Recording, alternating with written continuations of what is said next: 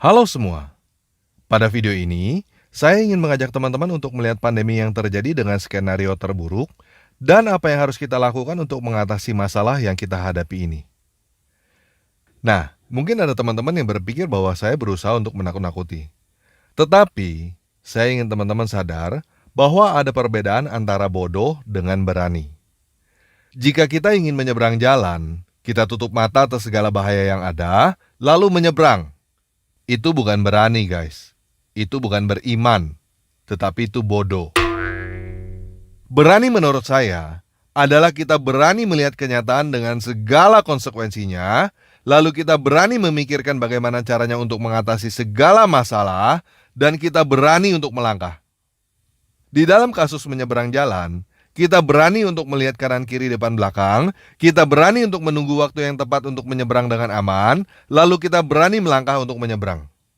Kalau ada orang yang berusaha memancing emosi dengan kata-kata uji nyali, kita berani untuk berkata, enggak, lu aja sendiri yang tutup mata nyebrang sono untuk uji nyali. Paham ya? Jadi pada video ini, saya ingin mengajak teman-teman untuk berani melihat skenario terburuk dan mengambil tindakan untuk mengatasi segala masalah yang mungkin terjadi. Oke, kita mulai aja ya.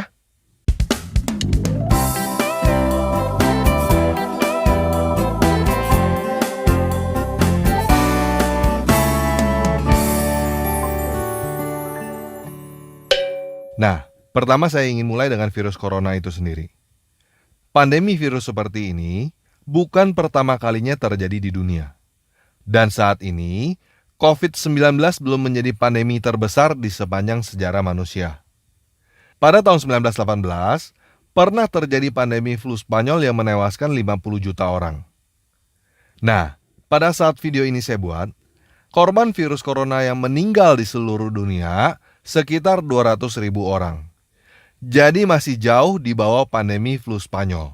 Namun kita harus ingat bahwa pandemi yang sekarang ini bisa menjadi seperti pandemi flu Spanyol. Bisa menewaskan lebih dari 50 juta orang atau mungkin lebih. Tentu aja, kita berharap supaya pandemi sekarang ini tidak menjadi seperti pandemi flu Spanyol atau lebih parah daripada itu. Oleh karena itu, kita harus melakukan pencegahan supaya hal itu jangan sampai terjadi. Dan ingat bahwa ada kemungkinan virus corona ini lebih dekat daripada yang kita bayangkan. Nah, yang menyebabkan virus ini bisa menyebar dengan begitu cepat dan sulit dihentikan adalah masa inkubasi yang cukup lama, yaitu bisa mencapai 14 hari. Artinya, seseorang bisa sudah terjangkit virus tanpa disadari dan menyebarkan virus kemana-mana selama 14 hari. Hal lain yang mesti kita waspadai adalah gelombang kedua dan mutasi genetik. Maksudnya gelombang kedua adalah orang-orang yang sudah dinyatakan sembuh dari virus corona bisa terjangkit lagi. Datanya bisa kita lihat di luar dan di dalam negeri bahwa ada orang-orang yang telah dinyatakan sembuh dari virus corona meninggal beberapa saat kemudian dengan kondisi positif virus corona. Jadi ada kemungkinan virus corona ini akan menjadi seperti flu biasa yang selalu ada di dalam tubuh kita dan siap menyerang kapanpun ketika badan kita tidak sehat. Maksudnya mutasi genetik adalah virus ini berubah menjadi bervariasi. Virus yang sekarang menyerang Eropa berbeda bentuk dengan virus yang awal ada di Wuhan. Sedangkan virus yang sekarang menyerang Indonesia, kita nggak tahu. Pada saat video ini dibuat, tercatat sudah ada 9.000 kasus di Indonesia dengan jumlah orang yang meninggal sekitar 750 dan jumlah orang yang sembuh sekitar 1.100. Dengan demikian, jumlah kasus yang dinyatakan selesai adalah 1.850 orang. Jumlah orang yang meninggal ditambah dengan jumlah orang yang sembuh. Jadi tingkat kematian di Indonesia adalah 750 dibagi 1.850, sekitar 41%. Namun perlu kita ingat bahwa data statistik COVID yang kita lihat itu bisa dipastikan tidak akurat, terutama di Indonesia, karena kita tidak terbiasa untuk mendata dengan baik. Ketidakakuratan populasi yang terjangkit virus bisa disebabkan karena kurangnya alat tes Dan tabiat orang Indonesia yang tidak mau melapor karena takut ketemu dokter, takut rumah sakit, takut dikarantina, dan lain sebagainya. Walaupun demikian, ada data lebih baik daripada tidak ada data sama sekali. Kalau pendapat saya benar, kemungkinan jumlah terinfeksi yang sebenarnya jauh lebih besar daripada itu. Bisa 2 kali lipat, sampai 4 kali lipat lebih banyak daripada data yang dirilis. Namun, tingkat kematian kemungkinan akurat. Nah, sampai di sini kesimpulannya begini guys. Sekarang ini, jumlah penduduk Indonesia kira-kira ada 250 juta orang. Jika sekarang ini semua orang Indonesia kompak kena virus corona sekaligus, maka kira-kira 40% orang Indonesia yang akan meninggal adalah 100 juta orang. Untuk mencegah supaya tidak 100 juta orang Indonesia yang meninggal karena virus corona, ada 2 cara. Yang pertama, mencegah supaya tidak semua orang kena virus corona. Yang kedua, menunda supaya semua orang kenanya bukan sekarang. Tunda sampai kapan? Tunda sampai ada obatnya. Kapan ada obatnya? Kalau mau jujur, kita nggak tahu. Mungkin sekarang ini obatnya sudah ditemukan, mungkin belum. Kita anggap sekarang ini obatnya sudah ditemukan. Namun untuk bisa dikonsumsi oleh masyarakat, tidak secepat itu. Ada serentetan prosedur yang harus dilakukan. Di antaranya adalah penelitian tentang efek samping dan legalitas. Semua ini butuh waktu yang cukup lama. Menurut data, rata-rata proses dari penemuan obat sampai beredar di masyarakat Amerika bisa memakan waktu 12 tahun. Yes guys, kamu nggak salah dengar. 12 tahun. Di Indonesia sendiri, proses perizinan obat bisa memakan waktu berbulan-bulan. Itu cuma proses perizinannya tok, belum proses yang lain. Nah, karena sekarang ini adalah kondisi gawat di seluruh dunia, kita anggap segala proses dipercepat. Walaupun demikian, perkiraan saya, kita baru bisa mendapatkan obat yang dapat dikonsumsi paling cepat 1 tahun. Nah, saya percaya para ilmuwan berusaha semaksimal mungkin untuk membuat obat yang bisa mengatasi pandemi ini. Saya juga percaya bahwa pemerintah berusaha semaksimal mungkin untuk menghambat penyebaran dengan berbagai peraturan dan edukasi. Tetapi, apa yang bisa kita lakukan sebagai rakyat biasa? Menurut saya, kita harus ikut serta dalam buying time. Mengulur waktu untuk menghambat penyebaran virus minimal 1 tahun. Artinya, kita harus bersiap-siap menghadapi kondisi seperti ini minimal 1 tahun. Kita bersiap-siap untuk jangka waktu yang lebih panjang, jauh lebih baik daripada kita berpikir bahwa besok corona akan simsalabim hilang. Nah, jadi apa yang akan kita hadapi? Tentunya tidak akan mudah. Tetapi bagaimanapun juga, kita harus tetap menghadapi semua ini dan kita tidak boleh menyerah. Kita boleh takut, tetapi kita harus bisa mengatasi rasa takut itu. Yuk kita mulai lihat dampaknya pada ekonomi dan industri. Karena akan banyak terjadi perubahan di dalam bidang ekonomi dan industri. Bidang yang akan paling terkena pukulan adalah sektor pariwisata dan retail, termasuk rumah makan, salon, dan lain-lainnya. Sektor berikutnya yang akan terkena pukulan sudah pasti properti dan transportasi. Sektor yang akan naik adalah kebutuhan pokok, obat-obatan, komunikasi, dan teknologi. Karena kemungkinan kita akan work from home dalam jangka waktu yang cukup lama. Jadi sektor-sektor yang menunjang work from home akan naik. Nah, jadi teman-teman yang bergerak dalam industri retail dan rumah makan, mulailah mengubah cara bekerja. Gunakan teknologi untuk jualan. Beradaptasi, walaupun susah. Untuk teman-teman yang bergerak dalam industri yang terkena pukulan dan tidak bisa beradaptasi dengan menggunakan teknologi, mulailah pangkas biaya operasional atau beralih industri sebelum nafas kamu habis. Buat teman-teman yang kena PHK, ada baiknya balik ke pedesaan, masuk ke pertanian dan peternakan. karena kebutuhan bahan pangan lokal akan naik.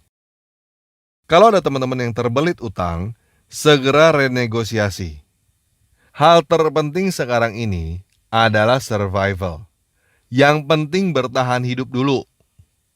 Sampai di sini paham ya?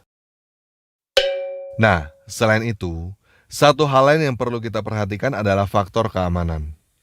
Banyak orang yang kehilangan pekerjaan dan kelaparan. Kalau seseorang sudah dalam kondisi yang sangat terjepit, kelaparan, anak istri tidak punya makanan, jangan heran kalau terjadi penjarahan dan kerusuhan. Kalau sampai terjadi kerusuhan, apapun yang kamu punya nggak ada gunanya. Walaupun kamu timbun bahan makanan sampai 10 tahun pun, nggak ada gunanya. Bahan makanan yang kamu timbun itu bisa dijarah dan kamu dibakar hidup-hidup di dalam rumahmu. Seperti kasus kerusuhan 98. Jadi kondisi kita sekarang ini, kita punya uang banyak tidak bisa menyelamatkan kita dari virus corona. Kita timbun bahan pokok supaya kita bisa bertahan lama, malah bikin orang lain kelaparan dan menjarah kita. Jadi apa solusi yang kita punya? Sebenarnya, kita punya solusi yang disebut dengan gereja, dan kita kembali ke perintah Tuhan, yaitu supaya di rumah Tuhan ada makanan. Caranya adalah gereja-gereja bergandengan tangan untuk membagi makanan secara gratis kepada siapapun juga yang membutuhkannya. Kenapa gereja-gereja harus bergandengan tangan? Buka mata guys. Kenyataannya, ada gereja-gereja yang isinya orang kaya semua. Dan ada gereja-gereja yang isinya orang miskin semua. Kalau gereja-gereja yang isinya orang kaya semua bagikan makanan gratis, nggak ada orang kelaparan yang berani datang. Sedangkan gereja-gereja yang isinya orang miskin semua, nggak mampu membeli bahan makanan untuk diberikan gratis ke orang banyak. Yang punya dana adalah gereja-gereja kaya. Yang bisa membagikan makanan adalah gereja-gereja miskin. Jadi saya berharap gereja-gereja bisa pada menurunkan bendera masing-masing. Jangan terbang ke surga melulu.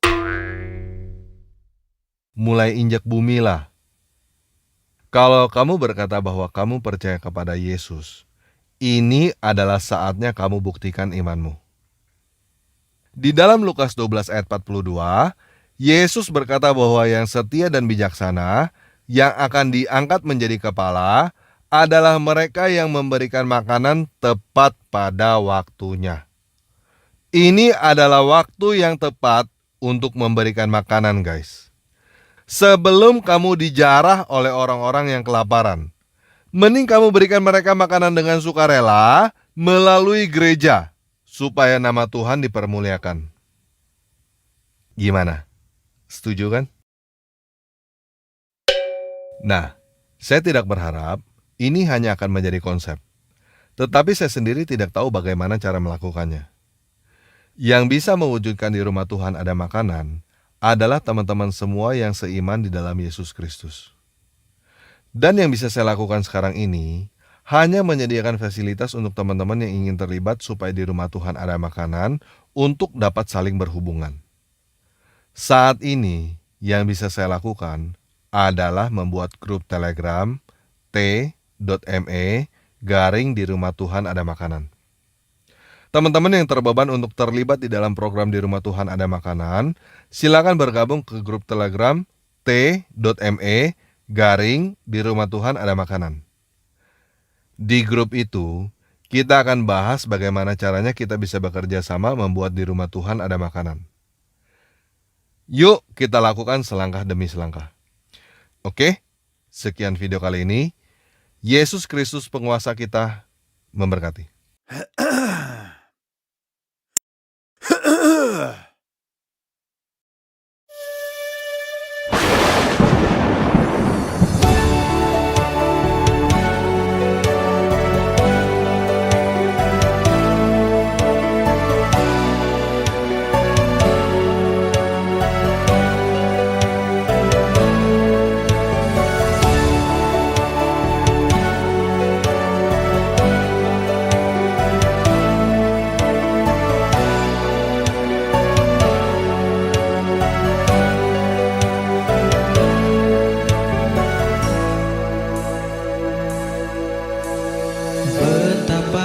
Aku bersyukur Kau pemilik hidupku, penebus penuntunku.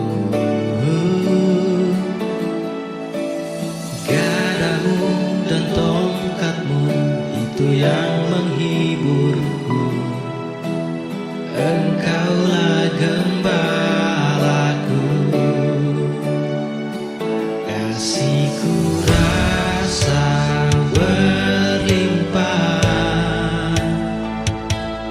mengurapi hidupku. Tak gentar ku melangkah, meski di dalam kekelaman. Kau hebatku, kau kuatku, kau Bapakku.